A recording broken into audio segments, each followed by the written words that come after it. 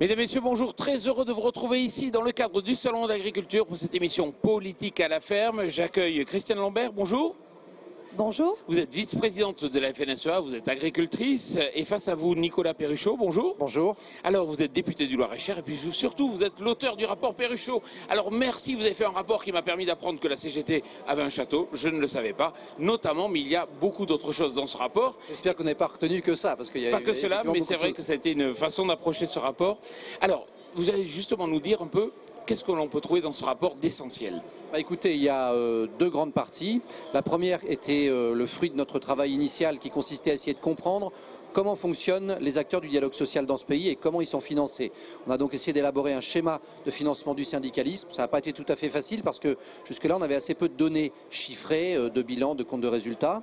Et 2011 est l'année dernière où on a publié pour la première fois les comptes de résultats et les bilans d'un certain nombre d'organisations, ce qui nous a permis d'avoir de la matière. Certains le faisaient auparavant, avaient anticipé la loi, d'autres se sont conformés à la loi depuis quelques semaines ou quelques mois. Donc à partir de ces données, on a pu réaliser différents audits, entendre un certain nombre de représentants des grandes organisations syndicales, des moyennes ou de certaines petites, entendre aussi des experts ou des gens qui avaient parfois écrit aussi sur le sujet, mais il n'y avait pas beaucoup d'éléments de livres sur ce sujet-là. Et puis à partir de là, on a donc construit un rapport où on a à la fois regardé comment fonctionnaient les organisations patronales, on a évidemment regardé aussi comment fonctionnaient les grands syndicats de salariés, et puis on a essayé en fin de rapport de donner un certain nombre de pistes. Il y avait 29 propositions pour essayer d'améliorer à la fois la transparence qui est essentielle, mais surtout pour nous la possibilité, la capacité de contrôler l'emploi de l'argent public qui est mis dans le dialogue social, puisqu'aujourd'hui cette sphère pèse plusieurs milliards d'euros par an dans le budget de l'État. On était à la préhistoire de la transparence puisque c'était une demande de Waldeck-Rousseau, c'est ça, un siècle? En fait, la loi Waldeck-Rousseau date de 1884 et il a fallu attendre effectivement 124 ans et la loi du 20 août 2008 pour qu'on puisse avoir accès aux comptes des organisations syndicales. Je pense que c'était effectivement nécessaire que l'Assemblée puisse se penser là-dessus, mais surtout pour nous, moi je suis à la Commission des Finances depuis maintenant près de 10 ans, on n'a aucun moyen de contrôle en fait sur ces sommes, qui sont parfois des sommes importantes. On voit bien qu'il y a un dialogue qui est très construit entre le gouvernement, les pouvoirs publics et les organisations syndicales. On parle là des grosses organisations et il y a beaucoup de choses qui échappent en fait aux parlementaires et au Parlement, et je pense que c'était aussi l'un des objectifs de ce rapport, était de remettre à plat ces dispositifs, de les expliquer et ensuite pour nous de pouvoir les contrôler mieux. Alors c'est un rapport qui était secret mais aujourd'hui il est connu. Il a été secret parce que ça s'est mal passé à la fin, parce que comme vous le savez le rapport n'a pas été voté, donc la publication en a été interdite, et puis il y a quelques jours le site du point.fr a effectivement décidé de le divulguer, de le rendre accessible. C'était nécessaire, ça l'était pour moi puisque ça fait des semaines que j'en parle sans avoir le droit d'en parler, donc maintenant je pense qu'on est toujours dans le délit quelque peu, mais on ne peut pas être dans le déni, et c'est important de dire et d'expliquer clairement ce qu'on avait pu faire comme travail. D'abord je pense que beaucoup se sont rendus compte que le travail a été fait sérieusement, qu'il a été fait en équilibre, c'est-à-dire en faisant en sorte que à la fois on parle effectivement des syndicats de salariés mais aussi des syndicats patronaux, et je pense que cet équilibre-là on le retrouve au cours des 290 pages du rapport, et puis on a accès aux propositions, mais je pense qu'on les comprend mieux comme cela. Dernière question généraliste, après on reviendra dans le débat. Ce rapport il a failli être enterré. Il a été enterré au départ, puisque à partir du 30 novembre, date du vote de la commission d'enquête qui refuse la publication, qui rejette le rapport, on n'avait aucune possibilité d'en parler, je n'avais pas moi de possibilité de l'expliquer, et il y a eu quelques fuites dans la presse que vous avez peut-être pu lire, mais qui ne donnaient pas, à mon avis, l'essentiel qui était la façon dont nous avions travaillé, et surtout la nécessité pour nous de ne pas prendre de biais particuliers, de ne pas viser tel ou tel type de syndicat, mais bien de faire un rapport qui était un état des lieux en fait à la fin de l'année 2011 du dialogue social en France, de comment il est financé. Alors ce qui est intéressant, c'est que ce rapport vise toutes les organisations syndicales, et c'est vrai qu'en lisant la presse, on avait l'impression qu'il y avait beaucoup de points concernant la FNSEA. Christiane Lambert, vous l'avez lu ce rapport ? Je l'ai lu, c'est un pavé de 190 pages, mais dont seulement 10 concernent le syndicalisme agricole. Donc on parle beaucoup de la FNSEA et des organisations syndicales parce qu'il y a le salon de l'agriculture, mais je crois qu'il faut quand même dire que beaucoup d'expertises sont consacrées aux syndicats de salariés. Alors vous avez appris que la CGT avait un château, me semble-t-il, et au moins ce rapport permet de porter à connaissance du public que les ressources de la FNSEA sont couvertes à 30% par les cotisations des adhérents, ce qui est très bien. C'est 8% pour la Confédération paysanne, donc c'est beaucoup moins. Il y a des ressources autres, quelles sont-elles? Point d'interrogation. Et pour la coordination rurale, on ne le sait pas puisqu'il ne publie pas, donc on ne sait rien. Donc l'opacité n'est pas forcément du côté que l'on croit. Moi, je trouve que conduire un rapport de cette nature-là et s'intéresser au financement du syndicalisme est très important. Pourquoi?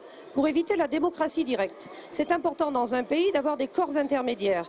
De temps en temps, les élus politiques, lorsque ça les arrange, égratignent les corps intermédiaires et aiment s'adresser directement à l'opinion, aux chefs d'entreprise, aux salariés.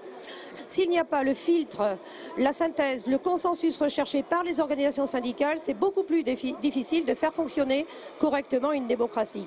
Et puis ce que je retiens aussi, c'est que ce rapport a été repris pour partie dans la presse et concernant la FNSEA, c'est surtout les critiques émises par nos opposants syndicaux historiques qui sont reprises et non pas les propos de M. Perruchot, c'est-à-dire du rapporteur. Donc moi j'apprécie qu'on puisse parler de ce qu'il y a réellement dans le rapport et non pas des commentaires qu'en ont fait les opposants de la FNSEA. Alors on va demander à M. Perruchot, est-ce que vous êtes d'accord avec l'avis de Mme Lambert qu'effectivement le syndicalisme agricole c'était qu'une partie? C'est une toute petite partie du rapport, ça ne veut pas dire que ce n'est pas un secteur très important. C'est vrai qu'on a fait un travail qui n'était pas une introspection dans le syndicalisme agricole, on en connaît les enjeux, on en connaît aussi les acteurs. Donc il n'y avait pas pour moi de zone d'ombre particulière. La FNSEA est une organisation qui domine depuis très longtemps, c'est vrai, le secteur agricole, mais on a eu accès aux comptes. Xavier Belin, qui est venu devant la commission d'enquête, a répondu à toutes nos questions. Donc dans mon esprit en tout cas, il n'y avait aucune difficulté. Il se trouve qu'en plus, avec M. Belin, on est issu de la même région. Il est aussi président du Césaire dans la région centre, région dont je suis l'élu. Moi je suis député du Loir-et-Cher, et donc une terre rurale et où l'agriculture a évidemment du poids. Et pour moi, c'est vrai que c'est assez surprenant de voir que finalement, parfois c'est vrai, on extrait quelques phrases d'une représentante qu'on a citée dans le rapport, parce que je ne me cache pas derrière ça, pour faire des critiques sur la FNSEA. Alors c'est évidemment le salon, c'est l'actualité agricole qui veut ça, mais c'est aussi, je pense, quelques individus, quelques personnes qui sans doute veulent peut-être commencer à émettre des critiques ou continuer des faux procès. Encore une fois, moi je vous dis, ce qu'on a vu et remarqué ne prête pas à plus de commentaires que cela. Il n'y a pas de difficulté particulière. Madame Lambert vient de rappeler qu'effectivement la FNSEA est financée à 30% par ses cotisations. Elle présente un budget d'une vingtaine de millions d'euros. Il y a plus de 6 millions de cotisations. Il n'y a donc pas grand-chose d'autre à dire que cela. C'est assez transparent pour nous en tout cas. Ça l'a été pour moi en tant que rapporteur. Et c'est pour ça non plus qu'il n'y a pas 50 pages sur la FNSEA dans le rapport. Dans les propositions, j'ajoute que dans les 29 propositions, aucune ne concerne le secteur agricole. Et donc dans les possibilités pour nous d'amélioration, elles concernent d'autres types de syndicats que le syndicat agricole dominant aujourd'hui. Le débat est clos, alors presque. Écoutez, c'est très clair. Moi, je souhaite que ces propos-là, in extenso, soient repris sur tous les sites pour qu'ils soient portés à connaissance du public. Laissez-moi terminer. Je voudrais seulement rajouter que la FNSEA gêne parce qu'elle est majoritaire depuis très longtemps. Mais notre majorité, nous ne la volons pas. Nous allons la gagner tous les 6 ans devant les électeurs. 70% des agriculteurs s'expriment. Nous sommes la profession où il y a le taux de participation le plus important aux élections professionnelles. 57% des agriculteurs choisissent la FNSEA pour les représenter. Moins de 20% pour les 2 autres syndicats. C'est quand même révélateur d'une confiance renouvelée régulièrement à la FNSEA qui nous donne une crédibilité. Alors moi j'entends que les opposants s'agitent, s'énervent, etc. Ça les agace d'être toujours minoritaires. C'est comme ça, il y a des élections prochainement, eh bien on va vérifier et les électeurs agricoles pourront s'exprimer. Mais si dans un pays le fait majoritaire est contesté, dans 2 mois il y a des élections présidentielles, il y aura un président, je ne vois pas le vaincu dire le lendemain, oui mais quand même il ne représente pas, c'est la haute domination, etc. Non, il doit en être en politique comme dans le syndicalisme, il doit en être dans le syndicalisme comme dans la politique, une majorité c'est une majorité, ça se respecte. C'est à la démocratie, je pense, effectivement, de s'exprimer. En tout cas, c'est le meilleur moyen, je pense, pour la représentativité, qui est un autre volet du rapport. On a beaucoup parlé du financement. Moi, j'ai beaucoup lié dans mes travaux la difficulté de la représentativité globale, puisqu'on sait qu'on a à peu près 8% seulement des salariés en France qui sont syndiqués. Mettons de côté le monde agricole parce que c'est vrai qu'eux présentent des taux très importants, comme d'ailleurs le secteur de l'éducation nationale, pour parler d'un autre secteur qu'on entend parfois de manière assez forte dans les manifestations. Mais c'est vrai que ces 2 secteurs-là sont des secteurs assez atypiques par rapport à la représentativité et à la représentation. Et puis, je tiens à le préciser aussi parce que j'ai reçu il y a quelques jours un courrier du président des JA, des jeunes agriculteurs, qui s'étonnait de ne pas avoir été entendu par la commission d'enquête. Je tiens simplement à le dire, je lui répondrai par écrit, mais je le dis d'ores d'ores et déjà à votre micro. À ma connaissance, l'EJA, c'est une association. Ce n'est pas un syndicat, en tout cas, il n'est pas enregistré comme tel au journal officiel. Ses comptes sont déposés dans le secteur associatif, pas dans le secteur syndical. C'est la raison pour laquelle nous ne les avons pas entendus. Sinon, on ouvrait là le champ à de très nombreuses associations et à une autre voie qui est la voie associative. Alors, dites-moi, puisque le domaine agricole a l'air bouclé, dites-moi quelques perles que vous avez découvertes, par exemple. Qu'est-ce qui vous a le plus surpris, le plus marqué? Vous savez, la partie la plus commentée jusqu'à présent, c'est la partie qui concerne les syndicats de salariés, qui pèsent près de 4 milliards d'après mes chiffres et d'après mes calculs. Encore une fois, j'ai pas dit dans le rapport que je détenais la vérité sur tout. Je souhaitais lancer ce débat dans l'opinion publique. C'est fait, et largement fait, puisque depuis le début du mois de décembre, on parle beaucoup de ce rapport. Je pense que c'est très important de comprendre comment ça fonctionne. C'est un système très complexe, parfois opaque. Et puis on a fait dans les comités d'entreprise un petit focus assez important sur la SNCF, sur EDF et les industries électriques et gazières. Il y a eu beaucoup de choses à dire, et quand il m'a été donné la possibilité à la fin du mois de janvier par un temps parlementaire qui m'a été donné par mon groupe d'essayer de prolonger un peu ce rapport, j'ai déposé une proposition de loi qui a été votée sur le fonctionnement des CE. Sur ce sujet-là, il y a beaucoup de choses à dire en France. Il n'y a aucun contrôle, absolument aucun contrôle, et il y a parfois des budgets qui se comptent en centaines de millions d'euros. Donc si on avait dû faire le procès du syndicalisme agricole, j'aurais sans doute utilisé cette niche pour le faire. Ce n'était pas le cas. La raison d'être du rapport, c'est d'abord et avant tout d'avancer là où on a le plus de zones d'ombre, et les comités d'entreprise en font partie aujourd'hui. Vous voulez dire quelque chose? Oui, juste rajouter que dans votre rapport sont cités les chambres d'agriculture et la façon dont elles sont gérées. Il y a des contrôleurs d'État dans chaque chambre d'agriculture, les comptes sont publiés, donc il y a une transparence bien plus qu'ailleurs. Et puis dire enfin que chaque fédération départementale, pour ce qui nous concerne, est autonome et indépendante. Elle adhère à la FNSEA, mais elle gère ses comptes comme elle le veut. Nous donnons des consignes, mais il y a ensuite une certaine liberté. Et je vois que les autres syndicats le disent également.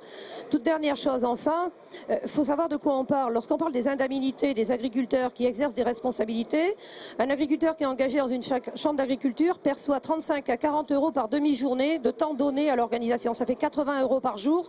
On n'est pas là dans des sommes mirifiques sur lesquelles on peut fantasmer ou faire peur aux gens. Et la confiance des agriculteurs, il ne faut pas la tromper. C'est-à-dire que leurs responsables professionnels ne s'enrichissent pas personnellement, ça se saurait. Et il n'y a pas non plus de pratiques abusives. Donc, bien retenir les écrits du rapporteur et non pas les phrases critiques des opposants de la FNSEA. Celles-ci sont des commentaires et non pas des faits. Ça, c'est la médiatisation, c'est le problème des médias, je pense, dans Mais ça a été, je crois que ce que Mme Lambert vient de dire est très important, parce que tant que le rapport n'avait pas été publié, il y avait dans les extraits des éléments qui parfois étaient à charge sur telle ou telle organisation, mais très souvent, et quand vous lisez le rapport, je sais que c'est un rapport technique et pas facile à lire, j'ai eu beaucoup de remontées ces derniers jours là-dessus d'internautes ou de gens qui ont eu accès, qui nous ont dit franchement, c'est vrai que c'est un rapport technique. À partir de là, il faut toujours remettre les choses dans leur contexte. Et encore une fois, c'est vrai, on n'a pas fait même pas un chapitre complet sur le syndicalisme agricole, ça n'en valait pas la peine, très sincèrement et très honnêtement. Et quand j'ai fait les travaux préparatoires, on a souhaité se concentrer sur d'autres modalités que celle-là. Soyez transparent, vous avez dû avoir des pressions importantes. Pourquoi la droite et la gauche donc, ont enterré ce rapport? Parce que l'argent des syndicats, ça a toujours été un sujet tabou dans notre pays, ça l'est depuis très longtemps. Je pense que d'ailleurs c'est une erreur. À mon avis, on gagne à faire la transparence, et on le voit bien avec ce qu'il y a dans le rapport aujourd'hui. Il n'y a pas de difficulté particulière. On n'a pas traqué de financement illicite, ce n'était pas l'objet de la commission d'enquête. On laisse ceci évidemment aux juges qui sont parfois saisis quand il y a des plaintes particulières.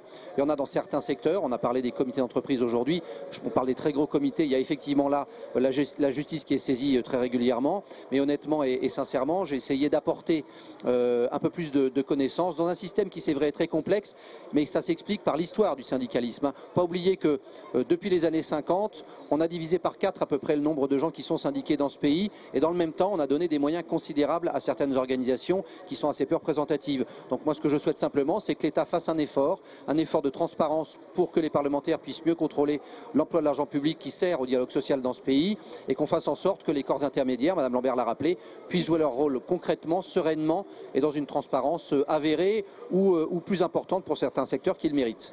Durant la fin de l'année dernière, est-ce que vous avez eu des pressions Des pressions, on en a toujours, vous savez, il y en a eu, pas spécialement quand on a fait notre travail d'enquête, parce que de la première audition à la dernière, d'abord on a pu entendre tout le monde.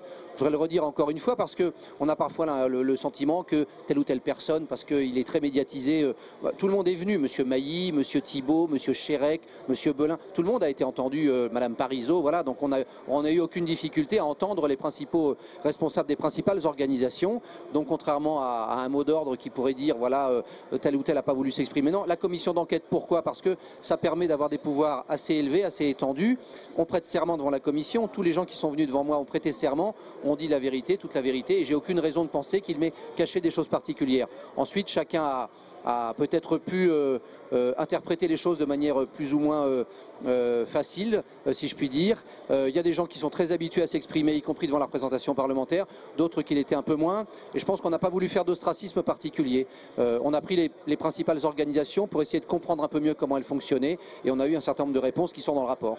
Toute dernière réaction. Toute la vérité ou presque. Moi je vais nuancer un propos que j'ai lu dans votre rapport, qui est tenu par certains opposants de la Confédération paysanne notamment, qui ont dit qu'il fallait être adhérent à la FNSEA et au JA pour avoir des avantages, des terres, etc. C'est totalement faux. Nos organisations donnent un avis dans une commission qui est consultative, et c'est le préfet qui décide en fonction des textes législatifs. Très souvent, ces gens-là siègent aussi dans ces commissions. Tout à fait, bien sûr, ils siègent dans ces commissions départementales d'orientation agricole. Et l'été dernier, lorsque nous avons conduit une opération de solidarité d'envergure, 1 million de pailles transportées, elle a été ouverte aux adhérents et aux non-adhérents, parce que la pluie ne s'arrêtait pas à la frontière des champs des adhérents. C'est ça aussi que nous savons faire à la FNSEA, parce que nous avons un réseau, nous sommes présents partout. Donc cette force-là, c'est plutôt une chance pour l'agriculture, et beaucoup de pays nous envient ce syndicalisme majoritaire de proximité et puissant.